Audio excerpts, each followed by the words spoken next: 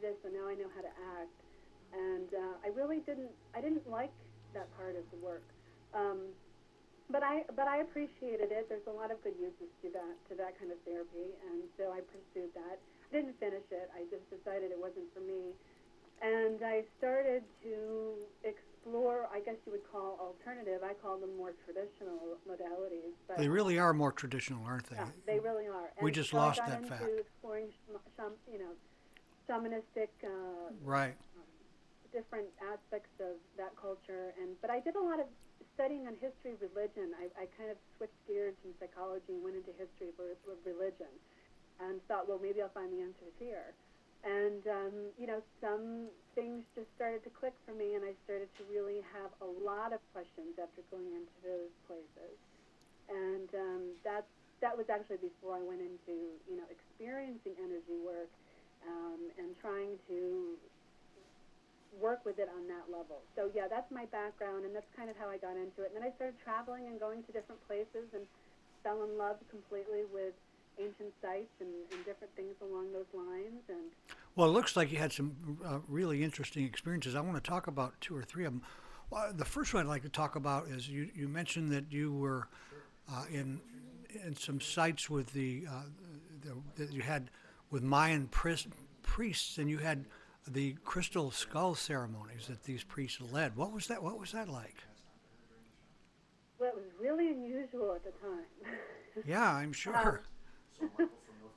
it was really fascinating, though, at the same time. And it was the Mayan priests were in the United States, and they were leading ceremonies with crystal skulls in Sedona, Arizona. And it was one of the first trips that I made for myself in branching out and seeking that more alternative, quote, traditional healing. And Right.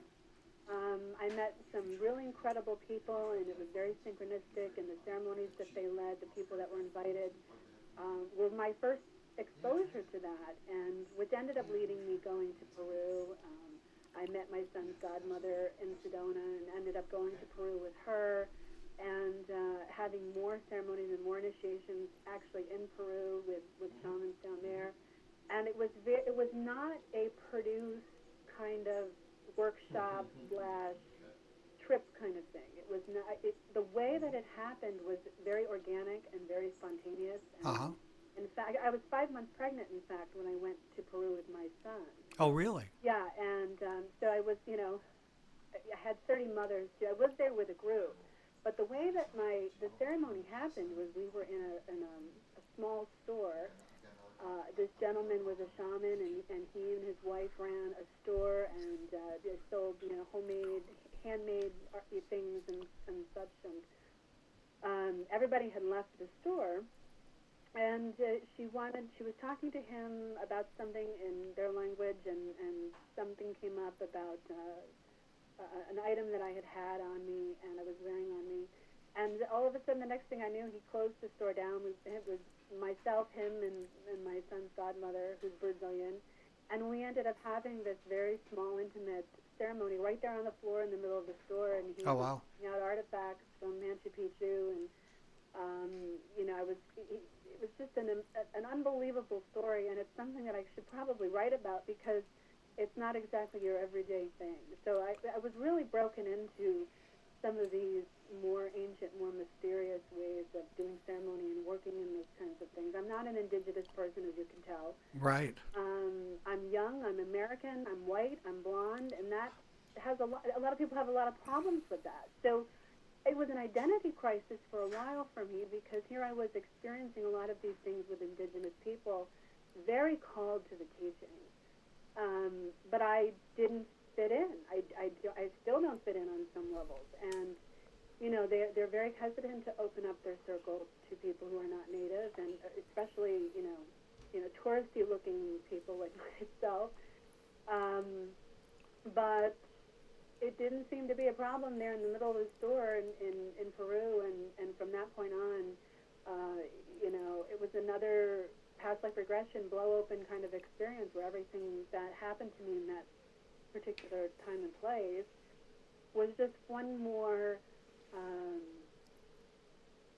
moment in time that really just Well, pushed me right out. And when you asked before, how did I come into this profession? Like, I don't think I really had a choice. Well, I think that's the way it is with most of us, isn't it? Yeah. Yeah, I think we do what we do because we cannot not do what we do. Right. Yeah. Well, I would expect that, as you've had 1, 2, 3, 4, and then you have more experiences, that when you're talking with people, indigenous people, they probably, when they hear your stories, tend to gain your confidence, or you gain their confidence more easily, I would expect. Well, yeah. When I talk to them about my experience and what I've been through, and life experience. I mean, the shamanic world, you usually go through some form of shamanic death that, has been ceremonial, or, you're going to go for a long time. I think in today's society, there's so many people who experience emotional and mental death. They go through these parts Right.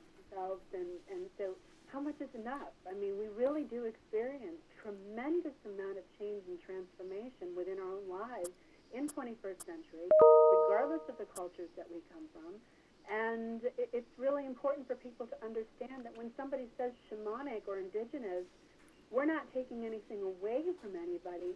We're actually reaching back into our own timelines and our own ancestors, no matter what color our skin is, and connecting to that essence and that knowledge and that energy. And really, we've lost that. We've lost a sense of ceremony in our life.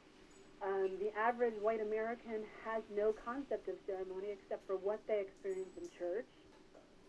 They don't really understand the history of ceremony, where it comes from, what different ways there are to do it. And so for me, the shamanic way of learning was very important to me, because it put me back into contact with that part of myself that I really feel is missing. Well, a lot of people that come to me to work with me, one, are surprised that I'm so young. They expect me to be like in my 60s or 70s. When they read my bio, they think, oh, this woman can't be young. Yeah, she's done far too much to be young. Well, But I have, and that's the point. It's like we really don't know what kind of experience people have had. No, we don't. But you know what? People tend to judge people by what they've been able to do. It's just a natural kind of thing. Very true, yeah. Well, you're talking about these difficult spiritual passages or transformations that we all go through. Unfortunately, because we've lost some of these earlier understandings, call them indigenous or shamanic, whatever name you want to put on them, we often tend to make the experience a bad or a negative experience. And even though those experiences are painful and difficult, they are by no means negative. They really transport us into a whole nother space, especially if we understand that and we can flow with it. Oh, yeah, I agree. Definitely. So you had another experience in Egypt where you were initiated into the Blue Lotus. What is that all about? Well, it was it was one of these things where it was not a planned thing, well, planned by humans anyway, planned in our minds. Right. In the greater plan, it was planned. Well, another woman and I were sitting in a restaurant. I had been there with a tour, and the tour had gone home. We had been there for 2 weeks, and I was staying an extra week to do some site previews for different hotels and such. And so we were just minding our own business, sitting in a restaurant area in Luxor, and lo and behold, one of her boyfriends or somebody that she used to be involved with happened to show up. Huh? She lived in Egypt for 20 years, and she was our trip coordinator at the time. And he just happened to show up, and he sat down across the table, and she couldn't believe that he was sitting there. And it's a rather personal story, but long story short, he ended up moving into the house she used to own, and he had brought some Blue Lotus plants up from Sudan, and he was growing them in Luxor, and we ended up being able to see the thing with the Blue Lotus is that if you've ever been to Egypt, you'll notice that the lotus plant is a really, really important and potent symbol that's all over the temples, all through Egypt, all throughout Egypt. The lotus was the ultimate symbol of rebirth, spiritual enlightenment, and they used to ingest the flowers. The flowers are ingestible. I think that they have some minor hallucinogenic effects, and it was a great teacher, and it was often given to the king or given to the high priest or gifted from the high priestess. It comes from a feminine nature, a feminine quality of gifting, rite of passage, so to speak. So it's a mind expansion type. It's mind expansion. Yeah, it's a mind. But it's not. It's not like doing ayahuasca or, it's not. You're not totally out of yourself, and you're not throwing. So it wouldn't have been Timothy Leary's favorite. Yeah. Do you remember who? Do you know who Timothy Leary was? Timothy, you probably don't. Timothy Leary was the man who brought us LSD and the new age, new consciousness here in this country. He was a Harvard professor back in the 60s. He was the LSD guru back in those days. I'm quite sure that his work, though it ended kind of sadly, really paved the way for people like you and I to be able to talk about the kind of things we talk about and be known. So what was your experience with the Blue Lotus when you ingested it? Well, I did. I was given the opportunity right. to eat one,